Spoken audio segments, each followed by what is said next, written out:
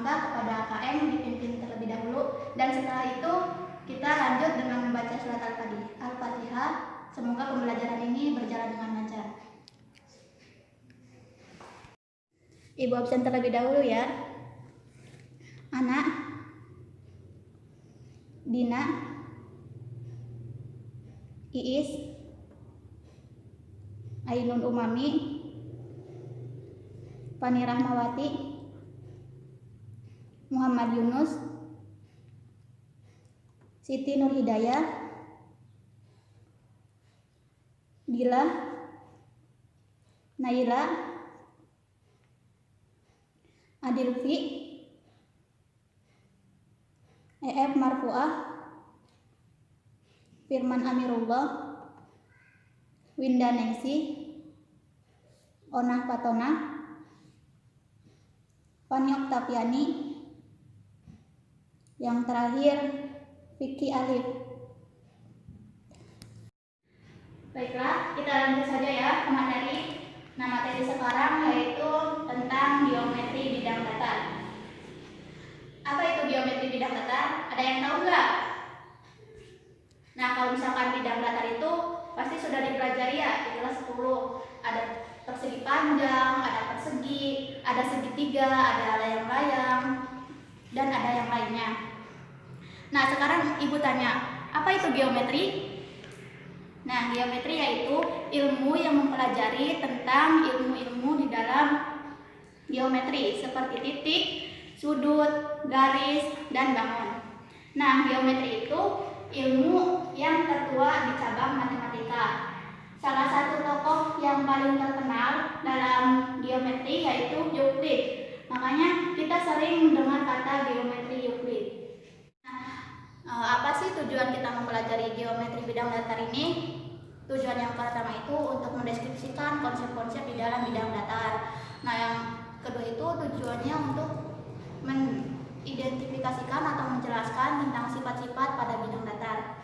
Baiklah, kita langsung ke materi ya. Yang pertama itu tentang konsep garis, titik, dan sudut.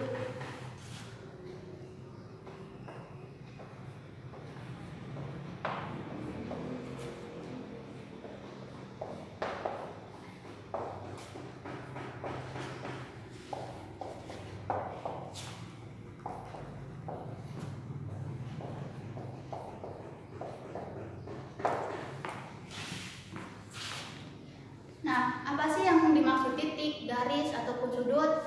Kita langsung pelajari saja ya. Yang pertama itu titik.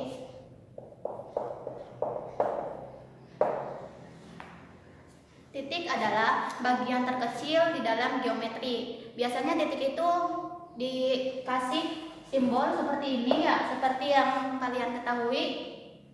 Dan biasanya titik itu dilambangkan dengan huruf kapital. Misalnya kita akan menggambar suatu persegi. Nah, di sini titik 1, ada 4 titik, persegi itu 3, 4. Nah, dilambangkan dengan huruf kapital besar atau huruf besar A, B, C, dan D. Nah, bisa dimengerti ya. Nah, yang kedua itu garis.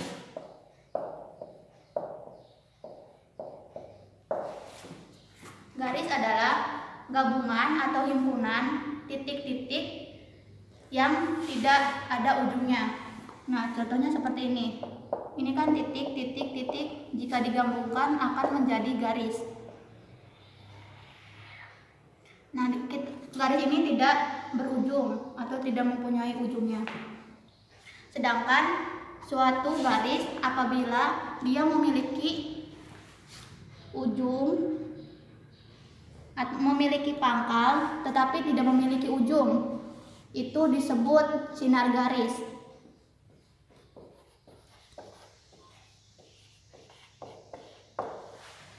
Nah, yang selanjutnya itu apabila kita memiliki pangkal garis dan ujung garis, itu ada nilainya, ini disebut segmen garis.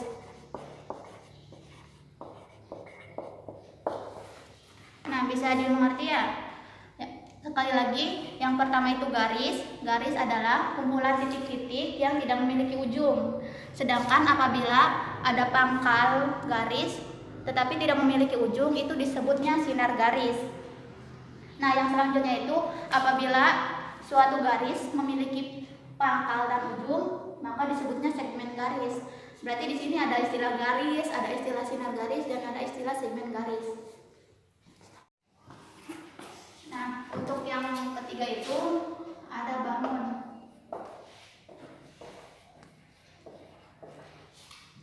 Nah, bangun di dalam geometri kita umumkan ya ada dua, ada bangun datar dan ada bangun ruang. Tapi kita di sini lebih terfokus kepada bidang datar.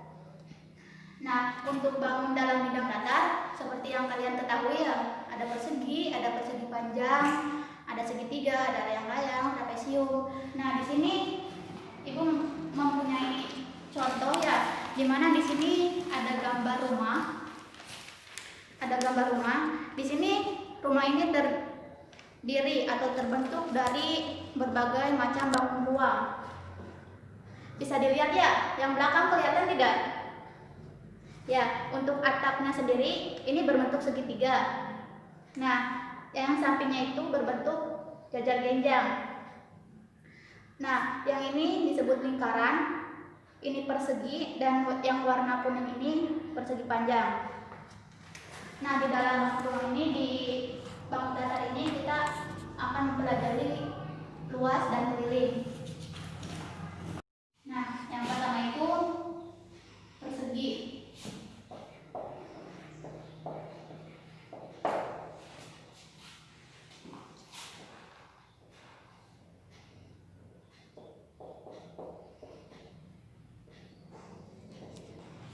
Nah, untuk luas dari persegi yaitu sisi kali sisi. Gambarnya itu persegi panjang.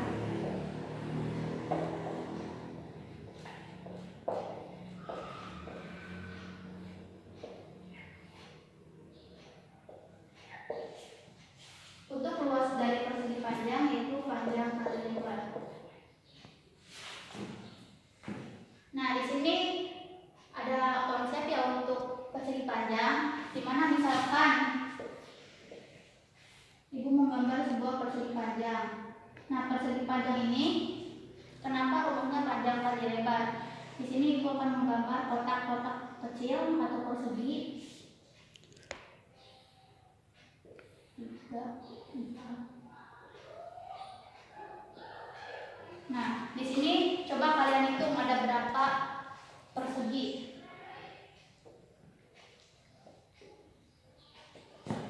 1, 2, 3, 4, 5, 6, 7, 8, 9, 10, 11, 12, 13, 14, 15. Ada 15 persegi ya. Persegi panjang ini terdiri dari 15 persegi. Nah, tanpa kalian hitung kotaknya, makanya ada panjang kali lebar itu, kalian hanya menghitung panjang dan lebarnya saja. Di sini panjangnya 1, 2, 3, 4, 5, dan lebarnya itu 1, 2, 3, ada 3 kotak. Jadi panjang kali lebar 5 dikali 3, 15. Nah, ini hasilnya sama seperti yang tadi. Yang selanjutnya itu ada segitiga.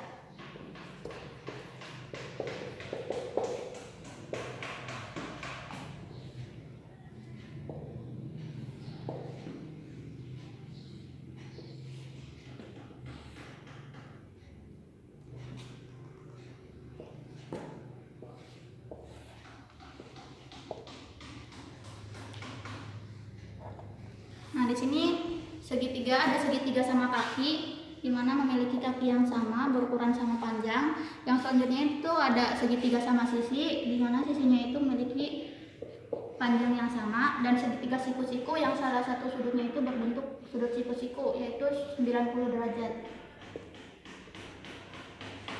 Dan ada satu lagi segitiga sembarang. Sesuai dengan namanya, yaitu segitiga sembarang. Ya, karena tidak mempunyai aturan di dalam segitiga tersebut.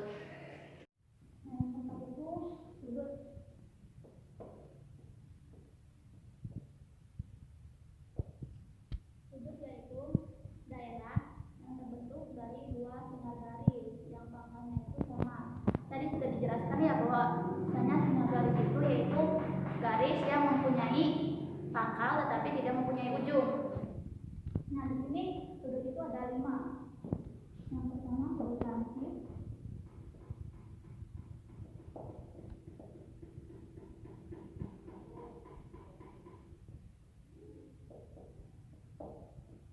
Yang kedua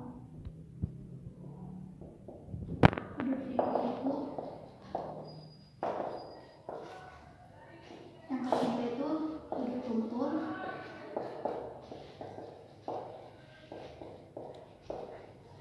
Yang keempat sudut lurus. Yang kelima itu sudut refleks.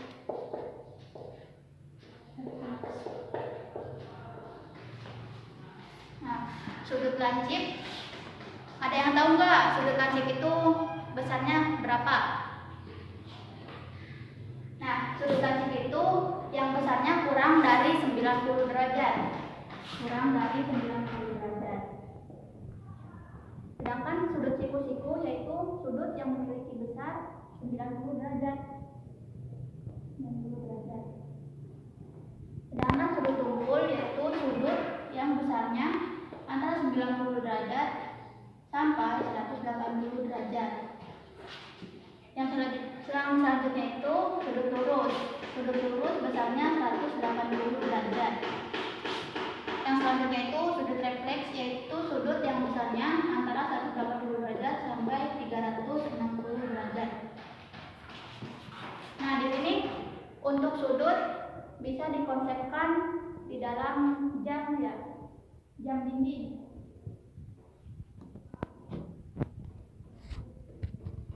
Misalkan ini bulat, contohnya.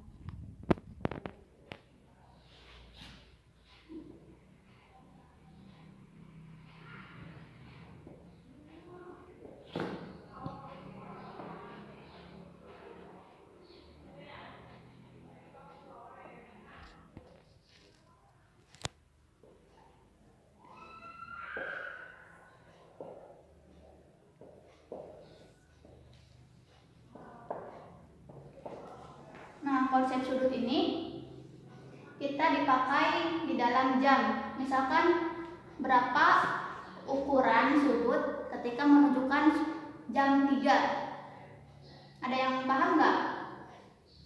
Nah, Ibu jelaskan ya. Nah, di sini kan ada 12, 1 sampai 12. Setiap dari angka 12 ke angka 1 itu ukuran dari sudutnya itu 30 derajat. 30 derajat. Nah, 30 setiap satu kali loncatan itu 30. Jadi ketika jam 1 itu 30 derajat, jam 2 60, jam 3 90. Nah, untuk 90 ini bisa dilihat ya, membentuk sudut siku-siku. Nah, kalau misalkan Ibu tanya, berapa sudut yang membentuk jam 6? Nah, ini kan jam 6. Jam 6. Bisa dilihat ya, ini sudut lurus. Sudut lurus itu besarnya 180 derajat. Kenapa 180 derajat? Kita hitung dulu untuk membuktikan. Nah, kan tadi untuk jam 3 itu 90 derajat. 90 derajat. Nah, jam 4 ditambah lagi 30 derajat jadi 120 derajat. Jam 5 ditambah lagi 30 derajat 150 derajat. Dan untuk jam 6 itu ditambah lagi 30 derajat menjadi 180 derajat. Nah, bisa dimengerti ya. Lanjut ya ke materi yang selanjutnya itu tentang masih di dalam geometri bidang datar, yaitu tentang hubungan garis lurus dan sudut. Di sini Ibu punya gambar di mana ada 2 garis lurus yang sejajar dan dipotong oleh salah satu garis ya. Di sini Ibu dikasih nomor 1, 2, 3, 4, 5, 6, 7, 8. Nah, untuk hubungan garis lurus dan sudut ini ada 6 kategori ya. Yang pertama itu sudut sahadap. Sudut sahadap. Yang selanjutnya itu ada sudut dalam berseberangan. Yang selanjutnya itu ada sudut luar berseberangan. Yang keempat itu ada sudut dalam sepihak. yang kelima itu ada sudut luar sepihak, dan yang selanjutnya itu yang terakhir sudut bertolak belakang. Nah, kita contoh yang ini. Yang pertama itu sudut hadap. Di dalam gambar di sini sudut hadap itu yang mana sih? Ada yang tahu nggak? Nah, sudut hadap itu sudut 1 sama sudut 5. Sudut 1, sudut hadap itu yang besarnya sama ya, sama dengan sudut nomor 5. Nah, selain itu ada 2 dan 6. Sudut 2 sama dengan sudut nomor 6. Yang selanjutnya itu ada sudut 3 dan sudut nomor 7. Yang selanjutnya itu ada sudut nomor 4 sama dengan sudut nomor 8. Nah, ini untuk sudut sehadap. Yang selanjutnya itu ada sudut dalam berseberangan. Nah, di sini bisa dilihat ya, ini yang di bawah dari lurus yang ini sama di atas dari lurus yang ini misalkan A, ini B. Di atas B dan di bawah itu sudut dalam. Dan yang di atasnya ini, di atasnya sudut A dan di bawahnya sudut B itu sudut luar. Nah, di sini ada sudut dalam berseberangan. Ini kan sudut dalam, tetapi berseberangan berarti sudut 3 dan sudut 6. Dan ada satu lagi sudut nomor 4 dan sudut nomor 4 sama dengan sudut nomor 5. Nah, yang ketiga itu ada sudut luar berseberangan. Sudut luar berseberangan seperti yang sudut dalam ya, tapi kita di luar patokannya. Sudut luar itu 1 dan 8. Sudut 1 sama dengan sudut 8 dan sudut 2 dengan sudut 7. Nah, untuk yang selanjutnya ini sudut dalam sepihak. Kita balik lagi ke sini, sudut dalam berarti yang ini. Yang sepihak itu ketika dijumlahkan hasilnya 180. Nah, sudut 3 dan sudut 5.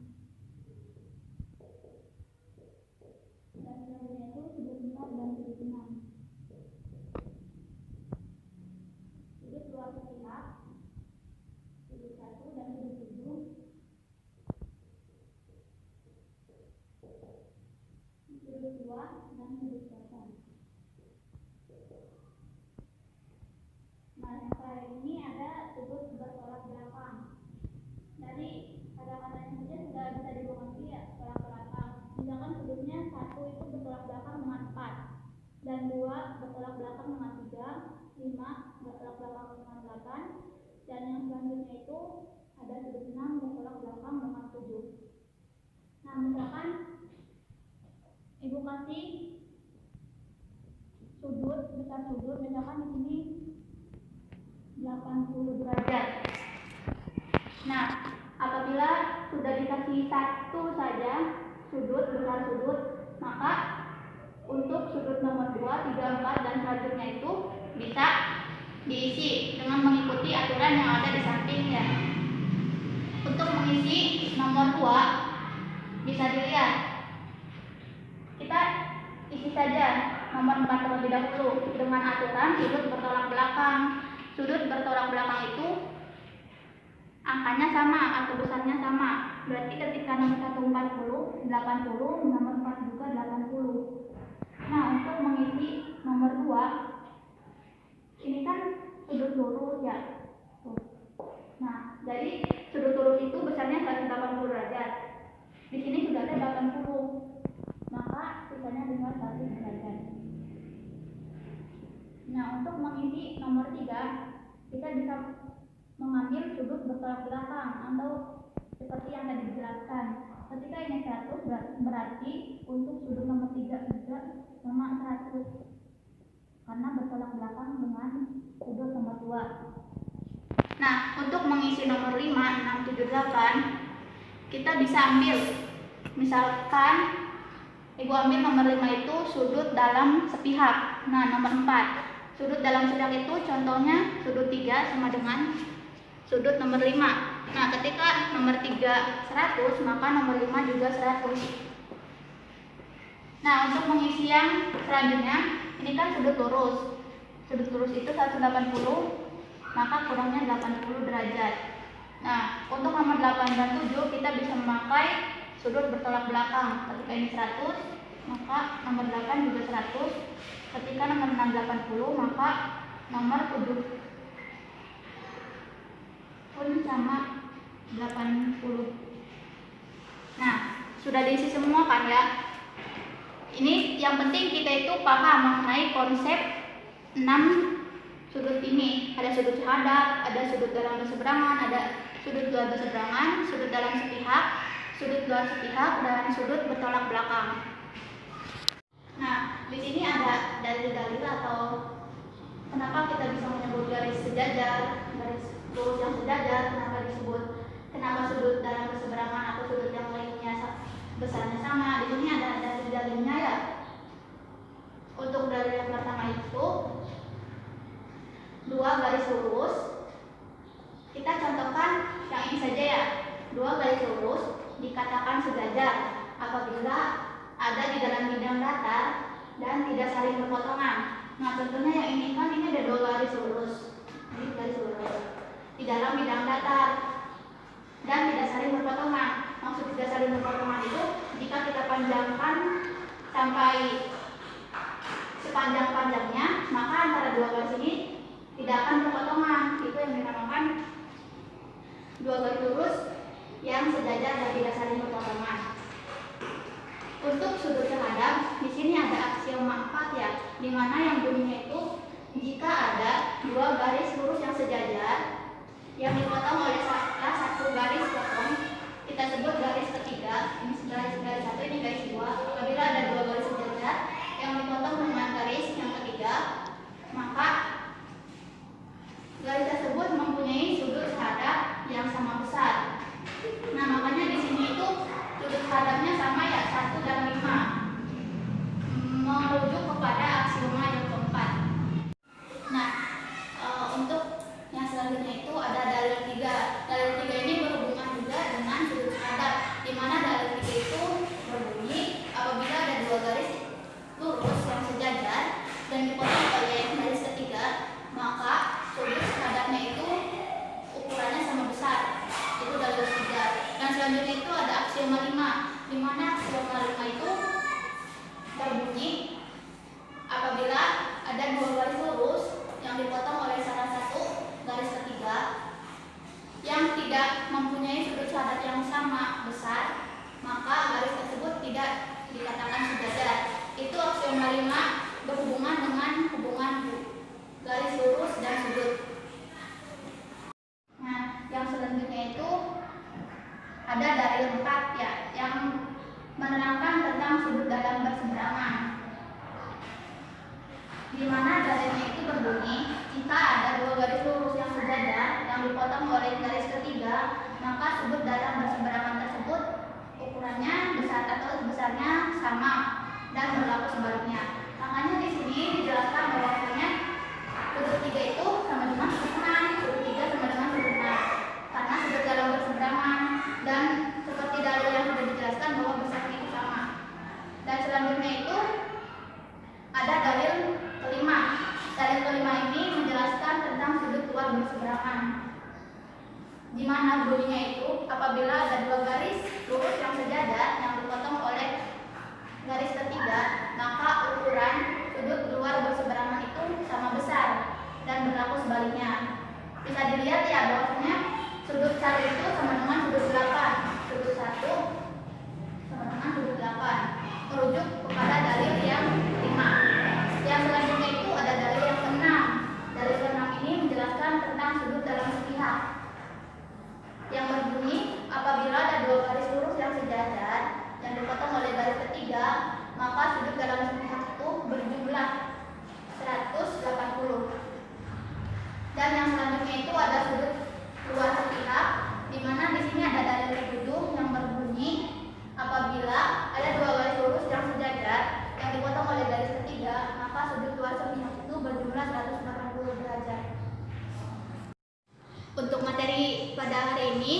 Cukup ya sampai dengan hubungan garis lurus dan sudut beserta dalil-dalil yang sudah dijelaskan. Nah, untuk menguji pemahaman dari siswa-siswa, Ibu akan bagi 3 kelompok. Siap ya? Nah, untuk pembagian kelompok ini kalian menghitung 1 sampai 3 dan berulang 1 sampai 3 sampai ke siswa yang terakhir. Dimulai dari angka 1.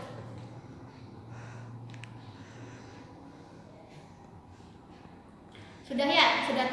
Sudah sampai siswa yang terakhir. Siswa di sini jadi untuk siswa yang menyebutkan atau memiliki angka 1 berkumpul di meja sini. Untuk yang bernomor 2 di sebelah sampingnya dan yang ketiga itu di sampingnya. Di sini ada 3 kelompok. Ibu bagi untuk kelompok pertama ini membahas tentang pembelajaran yang pertama, yaitu konsep garis, titik, dan sudut. Ya, itu untuk kelompok pertama. Dan untuk kelompok kedua itu tentang hubungan garis lurus dan sudut. Yang ini ya, yang tadi Ibu jelaskan. Dan kelompok ketiga itu belajar tentang atau berdiskusi tentang hubungan antara garis lurus dan sudut beserta dalilnya, dalil-dalil yang tadi dijelaskan. Ibu kasih waktu 10 menit untuk berdiskusi. Nanti setiap kelompok 1 orang maju untuk mempresentasikan diskusi dari kelompok tersebut. Nanti anak-anak yang lain mendengarkan kembali ya apa saja yang disampaikan oleh masing-masing kelompok untuk mempresentasikannya. Nah, kan dari ketiga kelompok ini sudah maju ya. Beri tepuk tangan untuk ketiga kelompok yang sudah mempresentasikan.